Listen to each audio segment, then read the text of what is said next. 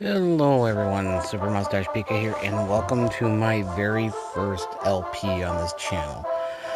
As I mentioned before in the update video, I am going to be playing Dragon Quest III, The Seeds of Salvation. I played this game a lot when I was a kid on the NES. I have played the Famicom version on an emulator that was translated, and I'm hoping that this game brings back a lot of childhood memories, and I'll be using my character name. This is mainly my character name, Akuro, actually. I will be a male. There are benefits in this game if you use female characters. I have picked out my party, but in the second video, I will be showing that party, and with this game, like if you've ever played the Famicom version or the Game Boy Color version, there is a personality test. Personalities base your stat gain and growth and in the various with strength, agility, vitality, wisdom. I think there's resilience and luck. First of all, they ask your put my real name, so I'll put my real name, which is Justin. I'm not going to put my last name. I'm not going to give that away. Then my birthday, which is the month, which is July 7th, and then the day, 6th. So I was born on July 6th, which is coming up in a few weeks. And it says, am I Cancer? Yes. And then it'll ask me serious questions. Now, based with these questions, you'll get a scenario, and then you'll find out what your personality is. And I'm going to be kind of going through these rather quickly, so I'm not going to be able to read them off. So I'm just trying to get through this right away so I can get into the game. Do you dream often? Yes. Do you ever dream of being pursued? No. Do you enjoy physical pursuits? Yes. Anyways, with this game, I remember playing it as a kid on the NES. This personality traits were not in the NES version. I remember playing this game when I was in elementary school, like I think it was like 5th or 6th grade. Might have been younger, maybe 4th grade. It's been a couple of years. And now I answered all the questions, and now I get a scenario, and now I'm in the desert. So I travel up north here, and I come across a person and another person. It's no good, Dickie. I'm done for. You got to go without me. Bruv. Anyways, yeah, I'm not gonna do all the characters. I'm not gonna do voices for all the characters or the dialogue, but no, this game I played when I was a kid on the NES, and at that time, I had already played Dragon Quest 1, or Dragon Warrior 1, and Dragon Warrior 2. And now it says grab the canteen here, and like I'll clear off. Like basically the scenario is here you choose, what do you tell the person? You tell them to carry them back or go on their own. As you can see, he's out cold. So I talked to the other guy, and he's going to ask what to do. And if I asked, I said, yes, I did hear. And he asked me something. And what should I do? And do you think I should go off with the canteen and leave him laying in the sand? I know. Behind me, so you reckon you should put me over my shoulders, and you think that's still the best idea? I believe it was. Yes, really, but I don't know if he can. And then he just screams, "Bro!" And I would start walking to the right, thinking, okay, well, maybe I'll walk back. I don't know. I can't remember how this scenario plays out and how to get the best, result. Because, there's a huge difference. And then I talk to both of them and the scenario ends. And then we go back to this scene. But, anyways, I digress. I played this game, like I said, it's been many years since I played this game. I started out with the NES version, which I feel is the most difficult because if you don't have a walkthrough and if you haven't really played Dragon Warrior or Dragon Quest games, especially the first two, I feel these games are a little grind heavy, but that doesn't take away from the fun of the game. With this game, you you need to strategize and, plan ahead, and you want to make sure you have the correct stuff, equipment, spells, because like in any of the Dragon Quest games, as soon as you enter a new area, you're going to come across monsters that could practically almost one-shot you if you were, under level or not prepared. Anyways, that ends it. Our story begins in the morning. Oh, wakey wakey, rise and shine. So basically, at the beginning of this game, you are the son or daughter of Ortega, the great hero.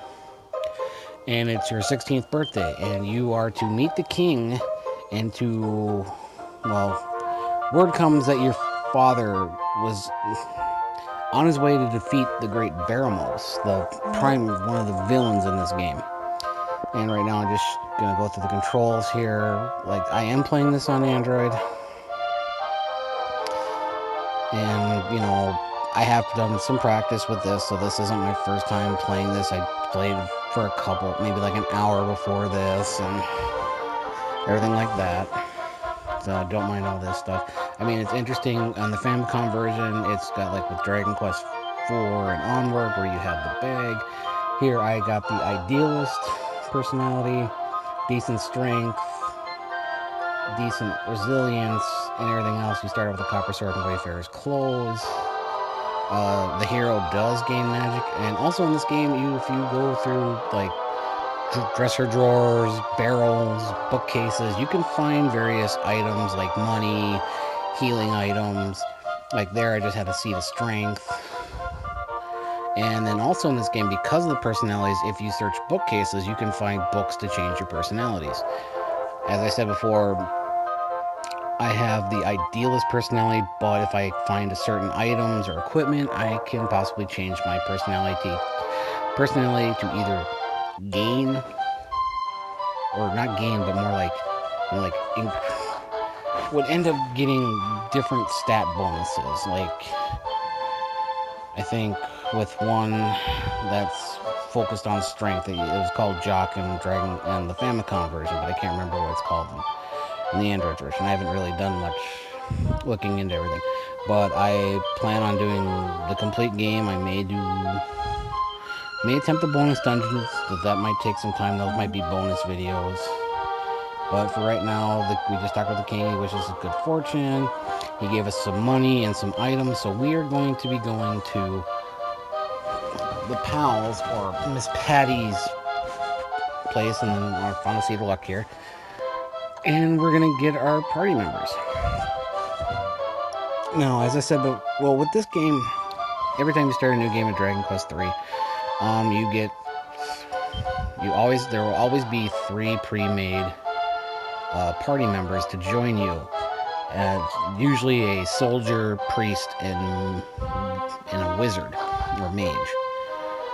And their personalities are randomized. The thing with the PALS system here, I'm not going to go over it too much. I might do maybe a separate video on that, to pick and choose how to, pick the kind of personality you want for a specific character. Some are good for certain classes, and some are just not good for any class. Like I said, if you check barrels here, like I check inside the barrel, I find mini medals. There are also mini medals in this game, like the Game Boy Color version and the Super Famicom version. And I will be explaining those more later. You could get some very good items. I believe there's 100 in the game. There might be more with the bonus dungeons, I'm not sure. But anyways, we're going to leave the castle here. And I'm just going to stand around for a second. Now I'm getting used to these controls because I'm actually using a stylus. I'm using a stylus instead of my finger to control this. And then if we walk over this way, we can actually, I didn't know about this, you could actually, because if you see down there, there's a red door. We don't have a key for that yet, but I didn't know you could actually walk in from the side, from outside the castle. Let's see, yeah, they're telling the teleport that's all sealed up. But yeah, this game brings back a lot of memories. I mean, remember coming home from school and playing this, and me and my brothers, well, my twin brother would play this game, and we'd have our party members named after family members, and basically, you know, we'd have the 3 primary, but that was it. Alright, we talked to this old man. Well, I think we talked to this old man. Have you been off to the island to the west of town? Yeah, I guess so. We have not been to the Dreamer's Tower. We will be doing that shortly. If you go down this well, in the NES version, it would just be a normal well. But in the Game Boy Color version, in this version, there's actually a house down here. And this is where you bring the mini medals. So it's Mini Medal Manor. Get into his books, you won't regret it. And there are some very good items if you are willing to find and collect all the mini medals.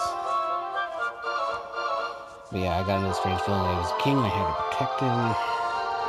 That's why I followed him down here. I just feel like he's a big shot for the Archfiend. And if you check the bookshelf here, it's got the mini medal prizes, like Thorn Whip is 5. And then if you see it there at 100, the Gringham Whip.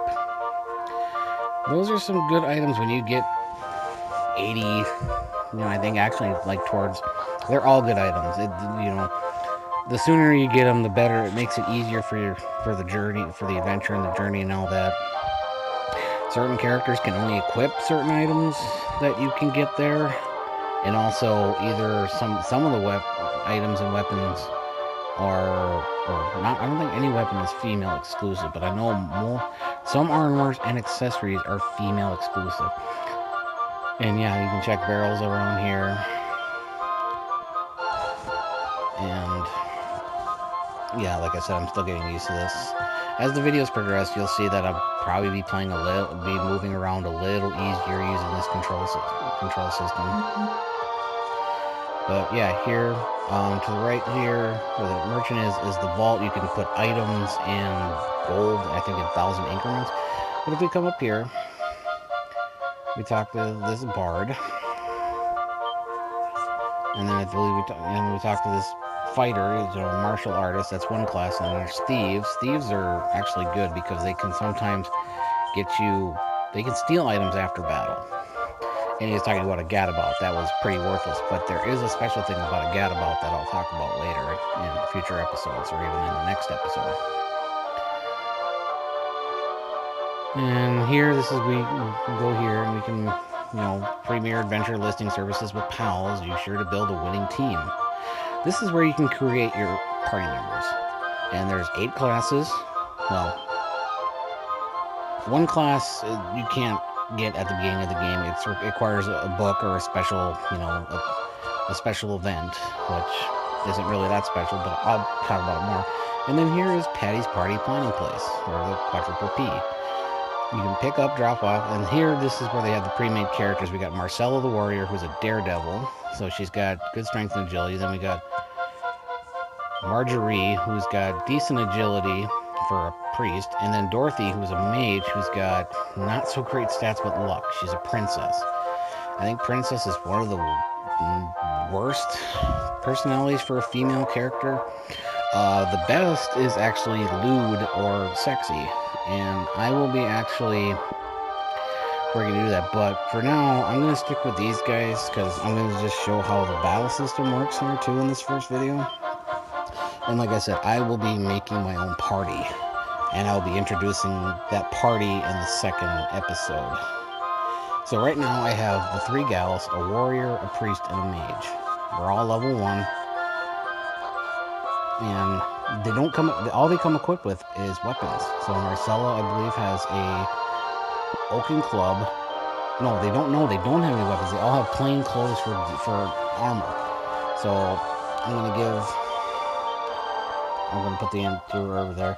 I have 2 oaken clubs and a cypress stick, and usually that's how they set it up, because both priests and priests and warriors can use oaken clubs. They can also use copper swords. So if this is the team you're gonna go with, I would like grind for gold and get them all copper swords. It'll help early on in the game, especially this first part of the game, which is just one island with a couple dungeons, and then the cypress stick, which a mage can equip. Wayfarer's clothes I would give to either my warrior or priest. Usually I give it to my warrior because I like to have them as my tank. And as you, as the hero, you already come equipped with Wayfarer clothes. So now we're going to walk out. This game also has a day and night system for those who've never really played any of the series. So we're just going to walk around. We're going to fight a slime and a Stark Raven. Also, Dragon Quest, especially after when Dragon Quest 4 came out on the DS, they got kind of when they would translate the games, they decided to, well, when they came to the DS on Dragon Quest 4, they started giving certain regions of areas of games. They would give characters, like, you notice when we did that section when we were in the desert with those two people, they had kind of a different, they had like an accent to their text box. They would give certain areas different nationalities. And in this game, there kind of was something like that. They didn't really use, like, they didn't do it with the text, but there is a place that's kind of like Japan in this game. But anyways, so we walk around. I'm just doing this to level up and just to keep talking about this game, and like, it's gonna be really fun to do this. I mean, and then I'm getting off track. I was talking about how in this game they have different, along with giving different countries and kingdoms like different nationalities, a lot of the monsters they come up with, they got some really pun names. Like, and even in the Famicom version that was translated to English, there's a monster we'll come across in this area late in the upcoming videos that used to be called well, they weren't very depicted. They had, like, you know, words that some people would be like, they would get people to snicker and giggle. I think there's a monster in this area called a horny hare, and not in this version though. I think it's called something else because, you know, they want to make it family friendly. But yeah, I don't have really too much more to talk about. I'm just, you know, you can also in this, if you have any characters that have the heal spell, you can click heal all. I'm just adjusting my speed and everything like that. And yeah, I mean, basically just trying to get everyone up to level 2. I mean, every different class has different rates of gaining. I mean, you all gain the same amount of XP, but every class levels at different amounts. I have certain classes level up faster, some slower. And then I kind of want to talk about when I do level up, about how with the certain personality traits you can get, like, you get different bonuses and things like that. It looks like, yeah, Marcella here, our warrior, just leveled up 2. Her HP increased by 4, but only her strength and agility by 1, so that's not great. Margaret by 2, and her strength and resilience, which strength is not really that important for a priest, of resilience is, but even so there. And I see it's starting to get dark, and the interesting thing is, in villages and kingdoms, depending on when it's day or night, there's different interactions with the NPCs.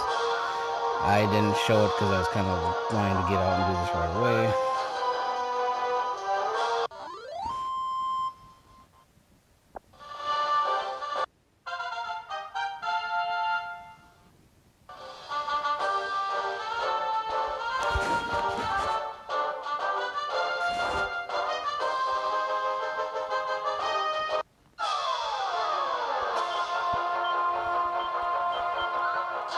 Sorry about that, I had to cut out a little there. Hopefully, I didn't skip the silence. I'll have to edit that out.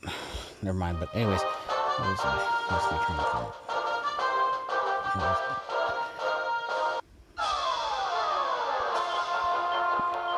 But I was saying, depending on personalities, like here, Dorothy just reached level 2. HP by 2, MP by 4. Resilience and Wisdom went up, so that's good for a mage. She has a lot of luck, so I don't think she'll get much luck. And as I was talking about, there's different interactions when it's day and night in city, in villages, and castles. I didn't show it earlier, but I had to. There's a house here that you can only access at night, so I'm actually waiting for it to get dark.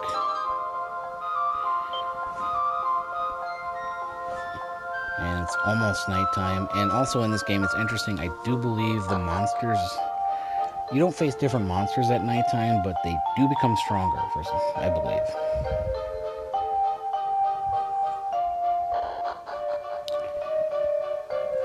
Alright, now we got nighttime. Alright. Also, little hint that helps here. You are born. This is Alahan. I believe I'm pronouncing that correctly. Your mother, you live with your mother and your grandfather. And see, here we get a mini map. We could not access this area during the day because the man in the bottom right corner actually blocks the walkway during the day, and he actually will say, please come back at night. So and then up here on the right there in that closed area, this is actually over here. This is the church where you can revive, remove poison, and remove curses. You save when you visit a king. There are certain areas where there isn't a king available, and you will have to speak with a priest. It's not like in the Dragon Quest games now, more recent ones where you talk to a king or a priest or whoever, and if you come here, your mother's like, well, you're